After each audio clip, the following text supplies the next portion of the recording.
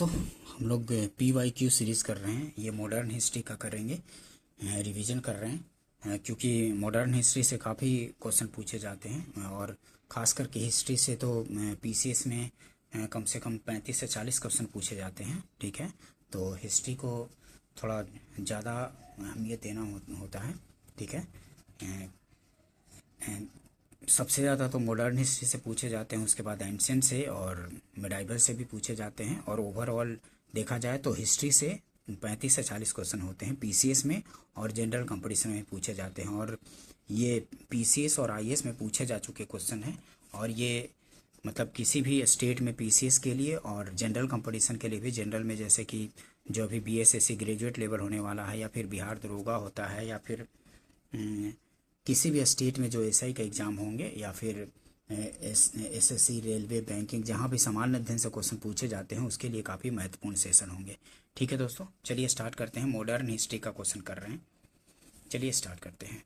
वर्ष 1613 में east India company को कहाँ पर कारखाना स्थापित करने की अनुमति मिली थी? तो सूरत में मिली थी। ठीक है, 1613 में ईस्ट इंडिया कंपनी को कहाँ एक कारखाना, व्यापार स्थल स्थापित करने की अनुमति मिली थी? तो बेंगलोर, मद्रास, मसूलीपट्टनम, सूरत में मिली थी 1613 ईस्वी में। ठीक है, ध्यान रखेंगे इसको। नेक्स्ट क्वेश्चन देखते हैं। ब्रिटिश ईस्ट इंडिया कंपनी ने बम्बई किससे लिया था? तो ब्रिटिश ईस्ट इंडिया कंपनी ने बम्बई किससे लिया था? तो पुर्तगालियों से लिया था। डी आंसर हो जाएगा। ठीक है, बम्बई ईस्ट इंडिया कंपनी ने ब्रिटिश ईस्ट इंडिया कंपनी ने बम्बई किससे लिया था? तो पुर्तगालियों से लिया था। डी आंसर होगा। 1661 ईस्वी में इंग्लैंड के सम्राट चार्ल्स द्वितीय का विवाह पुर्तगाल की राजकुमारी कैथरीन से होने पर चार्ल्स को बम्बई उपहार के रूप में प्राप्त हुआ था, जिससे उन्होंने 1668 ईस्वी में 10 पाउंड वार्षिक किराए पर ब्रिटिश ईस्ट इंडिया कंपनी को दे दिया था। ठीक है, 1661 ईस्वी में इंग्लैंड का जो सम्राट चार्ल्स द्वितीय था, उसका विवाह पुर्तगाल की राजकुमारी कैथरीन से हुआ था। और इसी में मतलब कि कैथरीन से विवाह करने के लिए चार्ल्स को बम्बई को उपहार के रूप में प्राप्त हुआ था, जिसे 1668 ईस्वी में 10 पाउंड वार्षिक किराए पर ब्रिटिश ईस्ट इंडिया कंपनी को दे दिया था। ठीक है, ध्यान रखेंगे। तो British east India company Bombay किससे लिया था? तो पुर्तगालियों से लिया था। ध्यान रखेंगे। नेक्स्ट क्वेश्चन देखते हैं। ईस्ट इंडिया कंपनी के किस अंग्रेज गवर्नर को औरंगजेब द्वारा भारत से निष्कासित किया गया था? तो सर जॉन चाइल्ड को निष्कासित किया गया था। ईस्ट इंडिया कंपनी के किस अंग्रेज गवर्नर को औरंगजेब द्वारा भारत से निष्कासित किया गया? तो सर जॉन चाइल्ड को निकाला गया था। बी आंसर हो जाएगा। बम्बई के अंग्रेज गवर्नर जॉन चाइल्ड ने 1688 में बम्बई और पश्चिमी समुद्र तट के मुगल बंदरगाहों का घेरा डाला तथा मक्का जाने वाले हज यात्रियों को बंदी बनाने का प्रयास किया। फलस्वरूप उसे औरंगजेब ने भारत से निष्कासित करने का आदेश दिया था। मुगल शासक औरंगजेब के सामने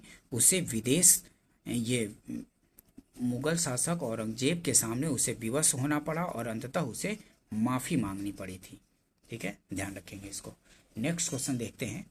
निम्नलिखित में से प्रथम कर्नाटक युद्ध कौन सा तात्कालिक कारण था? प्रथम कर्नाटक युद्ध का तो अंग्रेजों द्वारा फ्रांसीसी जहाज़ों का अधिग्रहण था। ठीक है, अंग्रेजों द्वारा फ्रांसीसी जहाज़ों का अधिग्रहण कर लेना, ये प्रथम कर्नाटक युद्ध का तात्कालिक कारण था। निम्नलिखित में से प्रथम कर्नाटक युद्ध का तात्कालिक कारण था क्या? तो अंग्रेजों द्वारा फ्रांसीसी जहाज़ों का अधिग्रहण। डी आंसर हो जाएगा। ठीक है, एक्सप्लेनेशन देखते हैं, इससे और अच्छे से पता चलेगा। कर्नाटक का प्रथम युद्ध 1746 से 48 ऑस्ट्रिया के उत्तराधिकार युद्ध जो 1740 में आरंभ हुआ था का विस्तार मात्र था। गृह सरकारों के आज्ञा के विरुद्ध दोनों दलों अंग्रेज एवं फ्रांसीसी में 1746 में युद्ध प्रारंभ हो गया। अंग्रेज कैप्टन बर्नेट के नेतृत्व में अंग्रेजी सेना द्वारा कुछ फ्रांसीसी जहाज़ों पर अधिकार कर लेना युद्ध का तात्कालिक कारण था। प्रथम कर्नाटक युद्ध के समय ही कर्नाटक के नवाब अनवरुद्दीन ने महफूज खां के नेतृत्व में 10,000 भारतीय सेना को फ्रांसीसियों पर आक्रमण करने के लिए भेजा। कैप्टन पैराडाइज के नेतृत्व में फ्रांसीसी सेना ने अडयार नदी पर स्थित सेंट थोमे नामक स्थान पर नवाब को पराजित किया।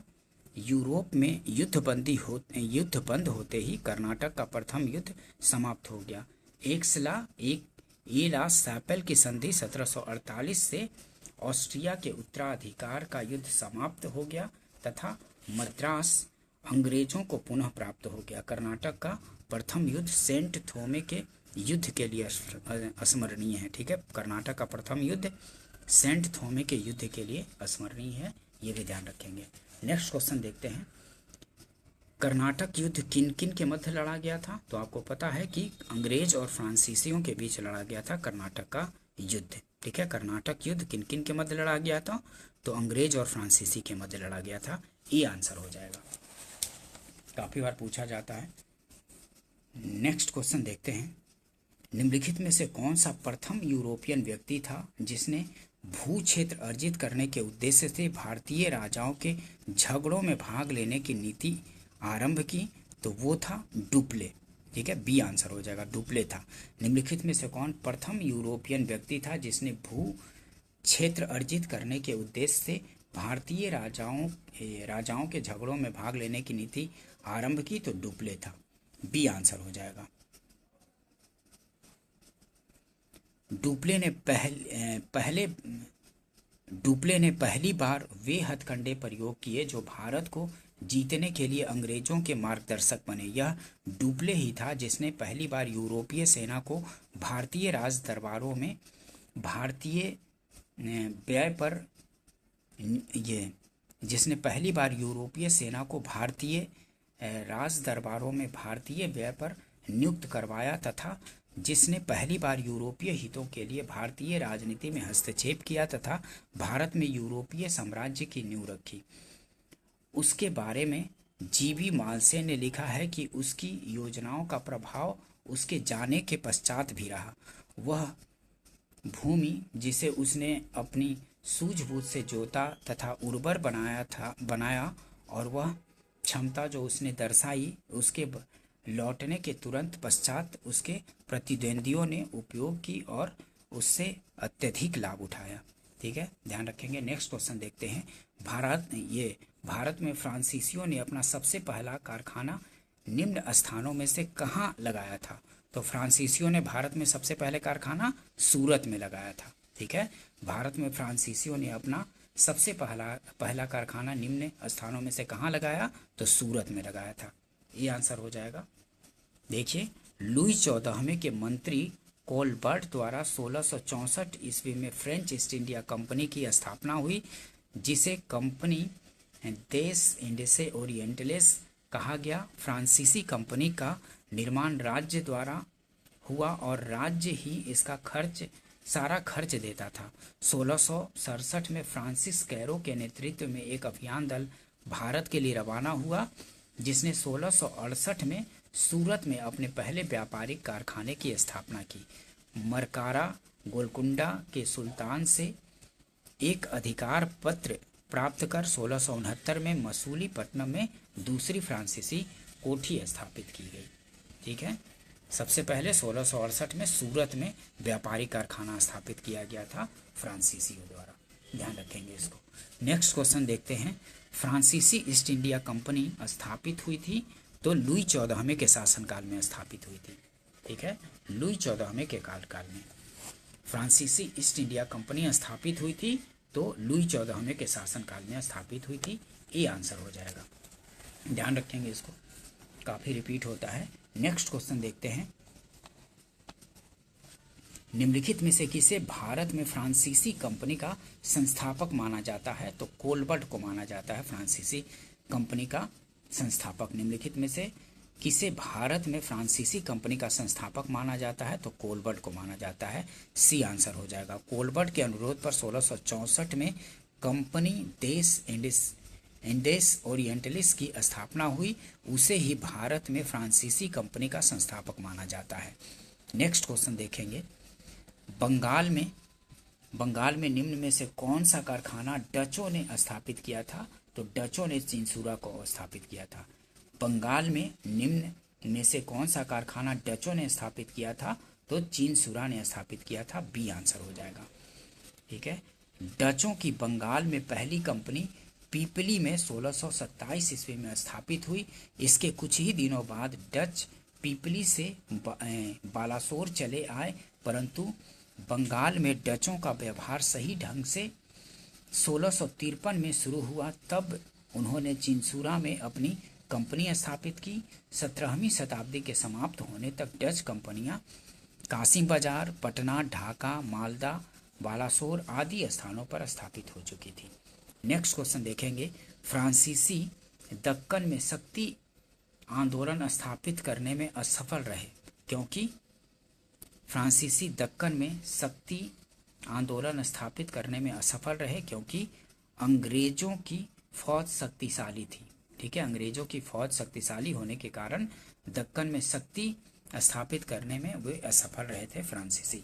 बी आंसर हो जाएगा। नेक्स्ट एक्सप्लेनेशन देख लीजिए। फ्रांसीसियों की पराजय का मुख्य कारण उनकी कमजोर नौसेना थी। वाल्टेयर के अनुसार ऑस्ट्रिया के उत्तराधिकार युद्ध के समय फ्रांस की जल शक्ति का इतना ह्रास हुआ कि सप्तवर्षीय युद्ध के समय उनके पास एक भी जलपोत नहीं था। दूसरी ओर अंग्रेजों के पास एक शक्तिशाली सेना थी, नौसेना उसके पास ज़्यादा स्ट्रांग थी अंग्रेजों के पास। नेक्स्ट क्वेश्चन देखते हैं। निम्नलिखित यूरोपीय शक्तियों ने भारतीय व्यापार में समय समय पर प्रवेश किया। निम्न यूरोपीय शक्तियों ने भारतीय व्यापार में समय समय पर प्रवेश किया। ये कालक्रम लगाना होगा। अंग्रेज थे, डच थे, फ्रांसीसी, पुर्तगाली, तो किस तरह से ये प्रवेश किए भारतीय व्यापार में उसके अनुसार बताना है। तो ये बी हो जाएगा आंसर। ठीक है, मतलब कि पहले आए पुर्तगाली के बाद डच आए, उसके बाद अंग्रेज और उसके बाद फ्रांसीसी लास्ट में आए। ठीक है, पहले पुर्तगाली, बी आंसर हो जाएगा। पहले पुर्तगाली, उसके बाद डच, उसके बाद अंग्रेज और उसके बाद फ्रांसीसी सबसे लास्ट में। ठीक है, देखिए पुर्तगीज कब 1498, फिर 1602 में डच आ गए और फिर अंग्रेज ईस्ट इंडिया कंपनी, ये तो ये यहाँ व्यापार करने का डेट है, ये बाद में फिर आए थे। और डेन 1616 में और कंपनी देश इंडिसे ओरिएंटलिस ये 1664 में फ्रांसीसी आए थे। ठीक है, ध्यान रखेंगे। उस क्षेत्र की पहचान करें जहां से यूरोप वासियों को सर्वोत्तम सोरा और अफीम प्राप्त हुआ था, तो बिहार से प्राप्त हुआ था। उस क्षेत्र की पहचान करें जहां से यूरोप वासियों को सर्वोत्तम सोरा और अफीम प्राप्त होता था, तो बिहार से प्राप्त होता था। ठीक है, अफीम और सोरा काफ़ी बार पूछा जाता है, रिपीट काफ़ी होता है, बीपीएससी में तो काफ़ी पूछा जाता है। अंग्रेजी शासनकाल में भारत का कौन सा क्षेत्र अफीम उत्पादन हेतु प्रसिद्ध था? तो वो था बिहार। ठीक है, यूरोप वासियों को सर्वोत्तम सोरा और अफीम बिहार से प्राप्त होता था, ध्यान रखेंगे इसको। अंग्रेजी शासनकाल में बिहार अफीम उत्पादन हेतु प्रसिद्ध था। बिहार जो था अंग्रेजी शासनकाल में अफीम उत्पादन हेतु प्रसिद्ध था। नेक्स्ट क्वेश्चन देखते हैं। निम्नलिखित यूरोपियों में से कौन सा एक स्वतंत्रता पूर्व भारत में व्यापारी के रूप में सबसे अंत में आए? तो इनमें से व्यापारी के रूप में डच, इंग्लिश, फ्रांसीसी और पुर्तगाली। तो आपको पता है कि फ्रांसीसी सबसे अंत में आए थे। कब आए थे? 1664 ईस्वी में सबसे अंत में। सी आंसर हो जाएगा। देखिए यहाँ पे 16वीं 17वीं शताब्दी में यूरोप के अनेक राष्ट्रों के व्यापारी समय समय पर व्यापार के उद्देश्य से भारत में आए। इन यूरोपियों में सबसे पहले 1498 में पुर्तगाली आए, 1605 ईस्वी में डच, 1608 में अंग्रेज। ठीक है, ये व्यापारी जो यहाँ पे आ गए थे। ठीक है, 1498 में पुर्तगाली आए, 1605 में डच आए।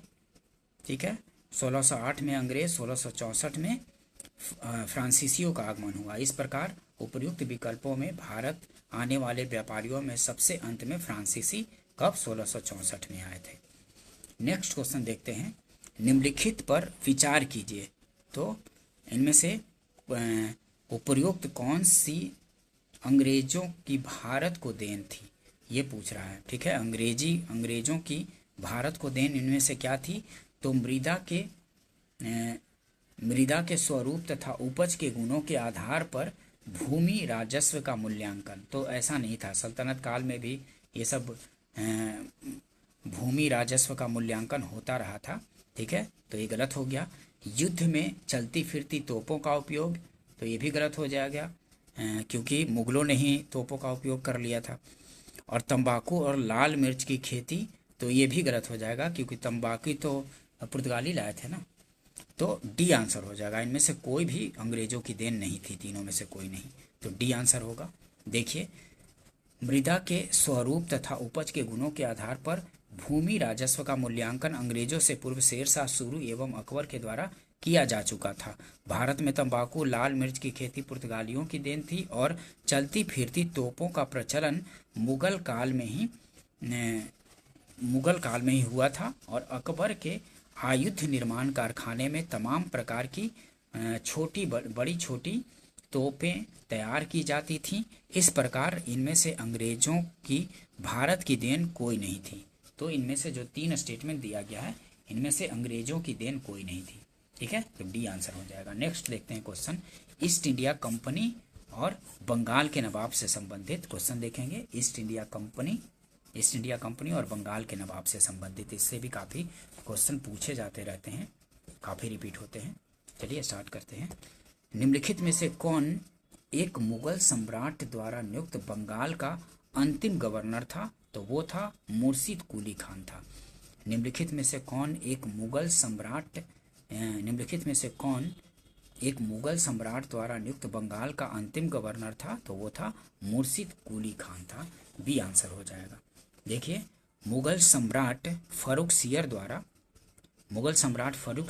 1717 में मुर्शिद कुली खान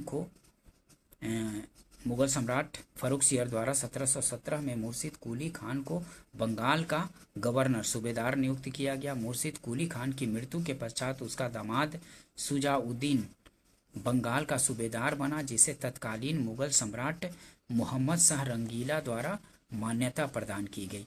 अतः मुगल सम्राट द्वारा स्वतंत्र रूप से नियुक्त बंगाल का अंतिम गवर्नर मुर्शिद कुली खान था। ध्यान रखेंगे इसको, फर्रुख सियर द्वारा नियुक्त किया गया था। नेक्स्ट क्वेश्चन देखते हैं। निम्नलिखित में से कौन सा युद्ध था जिसने भारत में ब्रिटिश प्रभुत्व को प्रारंभ किया? तो वो था प्लासी का युद्ध, जिससे कि भारत में ब्रिटिश प्रभुत्व प्रारंभ किया गया था। ठीक है, निम्नलिखित में से कौन सा युद्ध था जिसने भारत में ब्रिटिश प्रभुत्व को प्रारंभ किया? तो प्लासी का युद्ध था। बी आंसर हो जाएगा।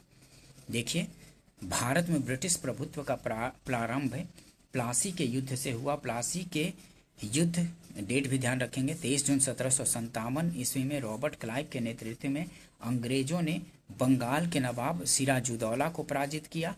नवाब की सेना 3 राजद्रोहियों मीर जाफर, यार लतीफ और राय दुर्लभ के सेना नायकत्व में थी। मतलब इसके तरफ सिराजुद्दौला के तरफ से 3 राजद्रोहियों ने सेना का कमान संभाला था। कौन कौन? मीर जाफर, यार लतीफ और राय दुर्लभ के सेना नायकत्व में थी। नवाब की एक अग्रगामी टुकड़ी के नेता मीर मदान तथा मोहन लाल थे। ये सिराजुद्दौला के तरफ से लड़ रहे थे। नवाब की एक अग्रगामी टुकड़ी के नेता कौन थे? तो मीर मदान और मोहन लाल थे। सहसा एक गोली से रणभूमि में ही मीर मदान मारा गया और नवाब सिराजुद्दौला द्वारा अपने प्रमुख अधिकारियों से मंत्रणा के दौरान मीर जाफर ने उसे पीछे हटने को कहा तथा यह भी कहा कि नवाब को सेना का नेतृत्व सेना अध्यक्षों के हाथों में छोड़ युद्ध क्षेत्र से चले जाना चाहिए। सिराजुद्दौला वापस मुर्शिदाबाद लौट गया। यही उसकी हार का कारण बना। प्लासी के युद्ध ने अंग्रेजों को तात्कालिक सैनिक एवं वाणिज्यिक लाभ प्रदान किए। इसने कृषि उत्पादन और दस्तकारियों के क्षेत्र में अग्रणी 3 राज्यों बिहार, बंगाल और उड़ीसा के राजनीतिक प्रभुत्व स्थापित करने के लिए पृष्ठभूमि तैयार की। ठीक है, ये जो प्लासी का युद्ध था, इसने कृषि उत्पादन और दस्तकारियों के क्षेत्र में अग्रणी 3 राज्यों बिहार, बंगाल और उड़ीसा में राजनीतिक प्रभुत्व स्थापित करने के लिए पृष्ठभूमि तैयार की थी। किसने? तो प्लासी के युद्ध ने ही तैयार कर दी थी। सिराजुद्दौला लॉर्ड क्लाइव द्वारा परास्त हुआ था। कब? तो प्लासी के युद्ध में 1757 ईस्वी में, 23 जून 1757 ईस्वी को सिराजुद्दौला लॉर्ड क्लाइव द्वारा परास्त हुआ था। कब? तो प्लासी के युद्ध में। ये आंसर हो जाएगा। नेक्स्ट क्वेश्चन देखते हैं, भारतवर्ष में ब्रिटिश साम्राज्य का संस्थापक कौन था? तो भारतवर्ष में ब्रिटिश साम्राज्य का संस्थापक रॉबर्ट क्लाइव था, लॉर्ड रॉबर्ट क्लाइव था। ठीक है, सी आंसर हो जाएगा। भारतवर्ष में ब्रिटिश साम्राज्य का संस्थापक लॉर्ड रॉबर्ट क्लाइव को माना जाता है, जिसने प्लासी के युद्ध 23 जून 1757 को बंगाल के नवाब सिराजुद्दौला को पराजित कर पहली बार भारत में ब्रिटिश प्रभुत्व की नींव रखी थी। ठीक है, काफी बार पूछा जाता है, ध्यान रखेंगे इसको। निम्न में से किसे स्वर्ग से उत्पन्न सेना नायक कहा गया है? तो निम्न में से किसे स्वर्ग से उत्पन्न सेना नायक? तो रॉबर्ट क्लाइव को बोला गया है स्वर्ग से उत्पन्न सेना नायक। बी आंसर हो जाएगा। ठीक है, ध्यान रखेंगे इसको। नेक्स्ट क्वेश्चन देखेंगे, एक्सप्लेनेशन देख लीजिए। रॉबर्ट क्लाइव भारत में गवर्नर के पद पर 1757 से 60 तथा 1765 से 67 तक रहा। इस दौरान उसने अवध के नवाब शुजा-उद-दौला के साथ इलाहाबाद की संधि की। अंग्रेज सैनिकों का एक श्वेत विद्रोह उसके समय में हुआ था। क्लाइव द्वारा बंगाल में सफलतापूर्वक एक लुटेरा राज्य की स्थापना की गई। क्लाइव एक सैनिक के रूप में जन नेता था।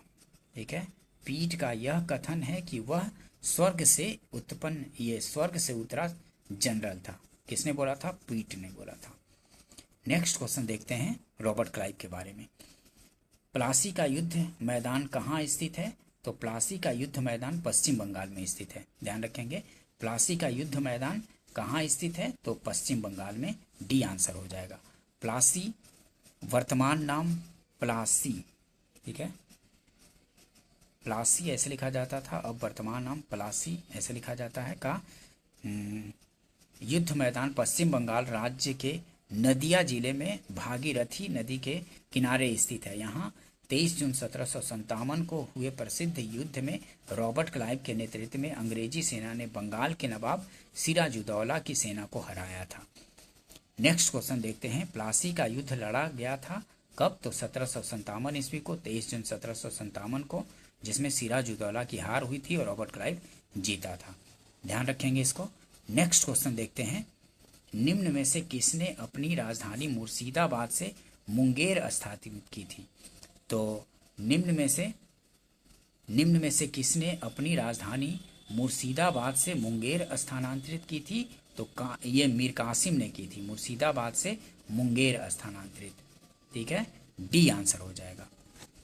अलीवर्दी खां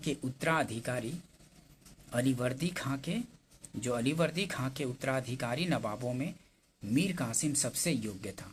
अलीवर्दी खां के उत्तराधिकारी नवाबों में मीर कासिम सबसे योग्य था। पूर्णिया तथा रंगपुर के फौजदार के रूप में वह अपनी योग्यता पहले ही दर्शा चुका था। वह अपनी राजधानी मुर्शिदाबाद से मुंगेर ले गया। संभवतः वह मुर्शिदाबाद के षड्यंत्रमय वातावरण तथा कलकत्ता से दूर रहना चाहता था। ये जो मीर कासिम था, ये जो अंग्रेजों का षड्यंत्र था उससे दूर रहना चाहता था। इसी वजह से उसने मुर्शिदाबाद से मुंगेर अपना राजधानी ले गया था। संभवतः मुर्शिदाबाद के षड्यंत्रमय वातावरण तथा कलकत्ता से दूर रहना चाहता था ताकि अंग्रेजों का हस्तक्षेप अधिक न हो। मीर कासिम ने सेना का गठन यूरोपीय पद्धति पर करने का निश्चय किया। इसके द्वारा मुंगेर में तोपें तथा तोड़ेदार बंदूकें बनाने की व्यवस्था की गई। इसके अतिरिक्त मीर कासिम राज्य की आर्थिक स्थिति को भी सुधारने के लिए प्रयत्नशील रहा। जिन अधिकारियों ने गबन किया था उन पर बड़े बड़े जुर्माने लगाए गए, कुछ नए कर लगाए तथा पुराने करों पर 3/32 भाग अतिरिक्त कर के रूप में लगाया गया। उसने एक और कर खिजरी जमा, जो अभी तक अधिकारियों द्वारा छिपाया जाता, भी प्राप्त किया। ठीक है, खिजरी जमा जो पहले अधिकारियों द्वारा छुपा लिया जाता था वो भी प्राप्त किया था मीर कासिम ने। ठीक है, ध्यान रखेंगे इसको। तो निम्न में से निम्न में से किसने अपनी राजधानी मुर्शिदाबाद से मुंगेर स्थानांतरित किया था? तो मीर कासिम ने किया था। ठीक है, ध्यान रखेंगे, डी आंसर हो जाएगा।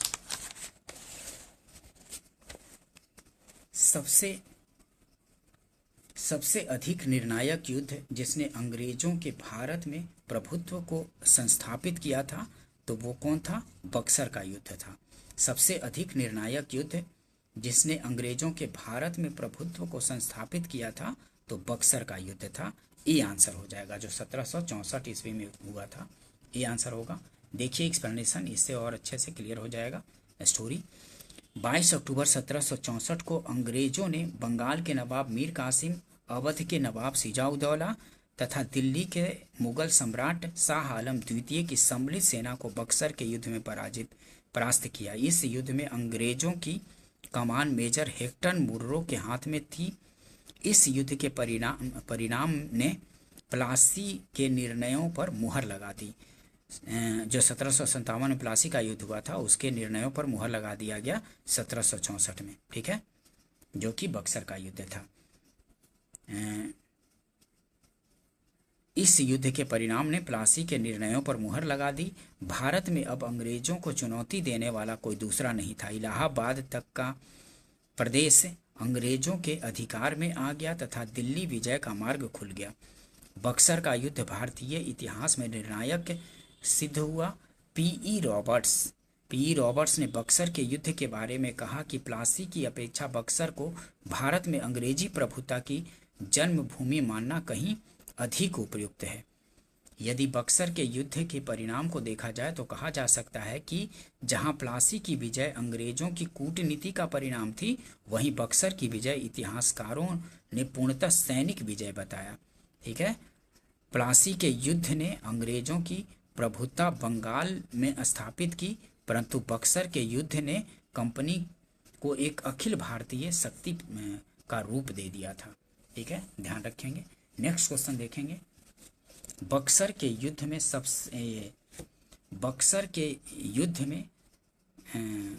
युद्ध के समय दिल्ली का शासक कौन था? तो बक्सर के युद्ध के समय दिल्ली का शासक जो था, मुगल बादशाह शाह आलम द्वितीय था। ठीक है, बक्सर के युद्ध के समय दिल्ली का शासक शाह आलम द्वितीय था। डी आंसर हो जाएगा, ध्यान रखेंगे इसको। दोस्तों, अगर सेशन पसंद आया हो तो इसको लाइक कीजिए, अपने फ्रेंड सर्कल में शेयर भी कर दीजिए, और चैनल को study for government jobs channel को सब्सक्राइब कर लीजिए, ताकि आप इस तरह की इम्पोर्टेंट वीडियो पा सकें और आपकी तैयारी और भी बेहतर हो सके। ठीक है दोस्तों, मिलते हैं नेक्स्ट वीडियो में। हिस्ट्री का पोर्शन काफ़ी इम्पोर्टेंट होता है, काफ़ी बड़ा सेक्शन होता है हर एग्ज़ाम्स में। ठीक है, तो इसको ध्यान से ठीक से करेंगे रिवाइज। ठीक है दोस्तों, मिलते हैं नेक्स्ट वीडियो में। वीडियो देखने के लिए थैंक यू दोस्तों।